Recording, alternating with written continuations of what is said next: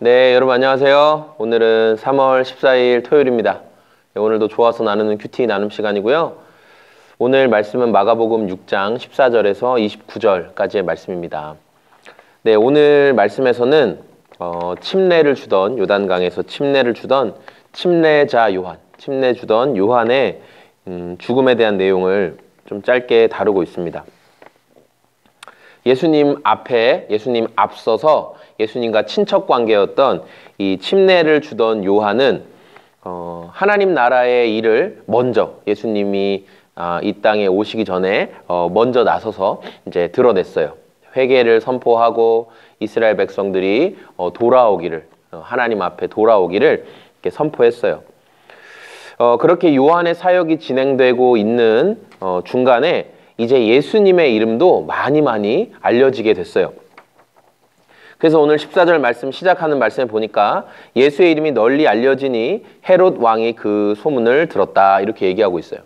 그러니까 예수님에 대한 소문이 이제 널리 퍼져서 예전에는 이렇게 사람들이 모여있는 어떤 시장, 사람들의 삶의 현장 가까운 이런 데서 예수님의 이름이 알려졌다면 이제는 그 성 안까지 예수님의 이름이 알려지게 된 거죠. 그래서 헤롯 왕이 예수님에 대한 소문을 들었는데 사람들은 어떻게 예수님에 대해서 말했냐면은 그는 침례 요한이다 라고 말하기도 하고 또 그는 엘리야다, 또 그는 선지자다 라고 말하는 사람도 있었어요. 그러니까 이제 요한은 이제 죽고 난 뒤인데 예수님의 이름이 알려지고 요한은 예수님의 예수님의 오심을 미리 예비하고 이제 죽게 되었는데 오늘은 그 요한이 죽은 사건을 다시 한번 설명해 주는 내용인데 이 헤롯 왕이 생각할 때 내가 그때 죽였던 이 요한이 침례 주던 요한이 다시 살아난 건가? 이런 생각을 하게 된 거예요. 왜냐하면 헤롯 왕의 마음 가운데는 이 죄책감이 있었다는 거예요. 죄책감.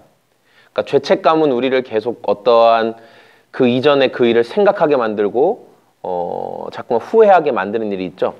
헤롯이 어떤 죄책감에 사로잡혔느냐를 말해주고 있는데 헤롯이 자기 생일 때 자기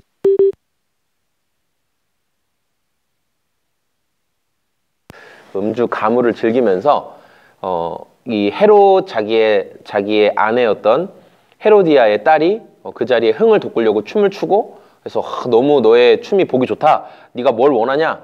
나라의 절반이라도 주겠다. 막 이렇게 실언을 해요.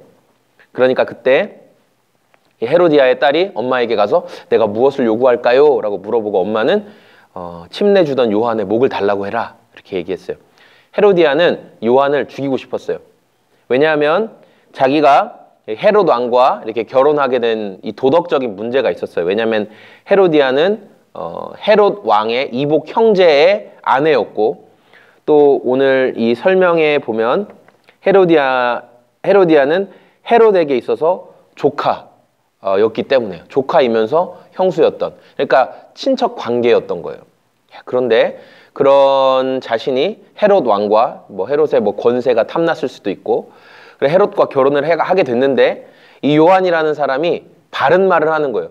누구도 왕 앞에 바른 소리 직언을 못했는데 요한은 정의롭게 너가 잘못됐다. 헤롯 당신이 하는 짓은 잘못된 행동이다라고 분명하게 말을 했어요. 헤롯도 자기가 도덕적으로 문제 있는 짓을 한 것을 알고 마음에 심히 괴로워하던 사람이었어요.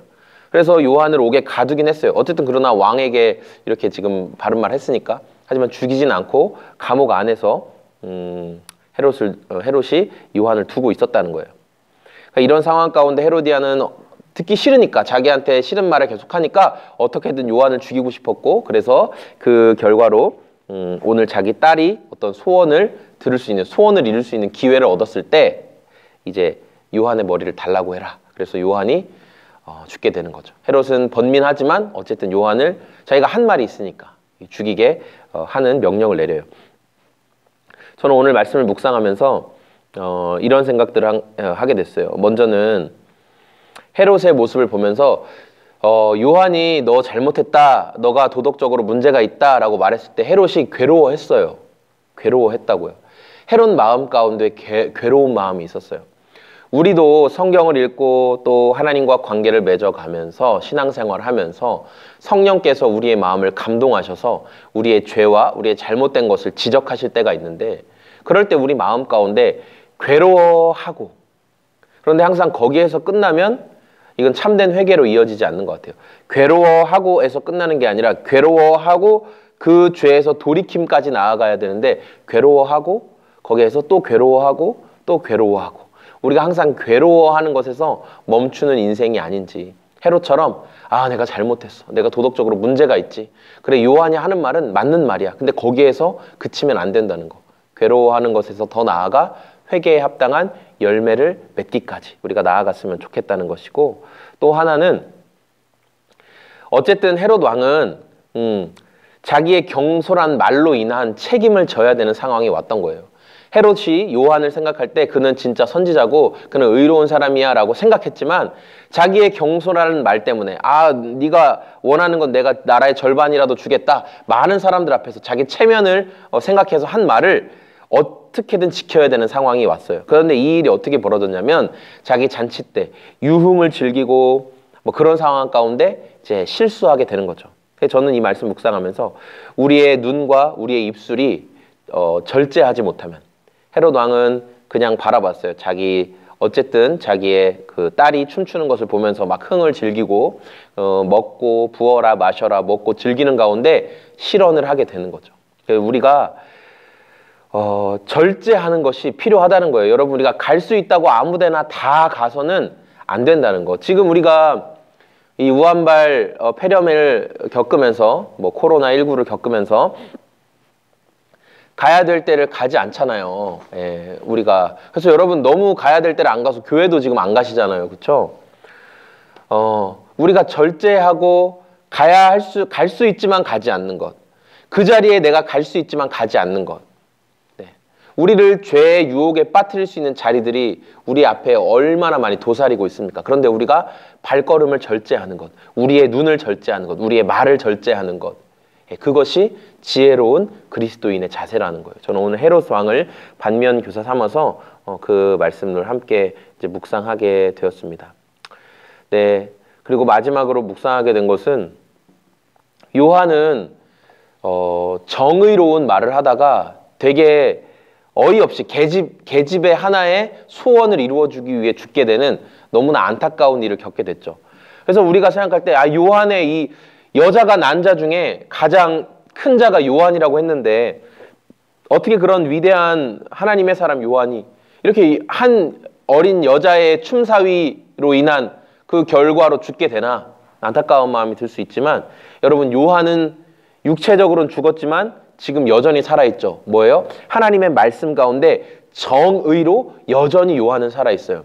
여전히 불의한 것에 대해서 외치는 요한의 외침은 여전히 오늘도 우리와 함께 살아있는 거예요. 그래서 우리가, 그리스도인인 우리가 불의한 것에 대해서 잘못됐습니다, 아닙니다 라고 말할 수 있는, 그래서 우리가 정의로 영원히 살 수 있는 그리스도인들이 되기를 소망하고 기대합니다. 요한은 갔지만 그의 정의는, 그가 외쳤던 정의는 여전히 살아있는 것처럼, 우리 삶에 오늘 이 말씀을 묵상하면서 정의롭게 계속 살아갈 수 있도록, 우리의 경솔한 말과 경솔한 행동이 일어나지 않도록 우리가 삼가는 것, 그리고 우리가 그냥 죄에 대한 지적이 있을 때 괴로움에서 끝나는 게 아니라 회개에 합당한 열매를 맺는 인생이 되기를, 오늘 저와 여러분의 삶이 그런 삶이 되기를 기대하고 소망합니다. 네, 감사합니다. 저는 청주시 서원대학교 옆에 위치한 이 소금 제작소를 섬기는 소금 제작소의 공장장입니다. 예, 내일도 예배를 드리게 되는데요. 예, 저희는 계속 모여서 드리는 예배를 진행하고 있습니다. 여러분 각자 온라인에서 또는 함께 모여서 드리는 예배 가운데 정말 간절한 심령으로 주님과 교제함이 있는 귀한 시간이 되기를 소망합니다. 감사합니다. 안녕히 계세요.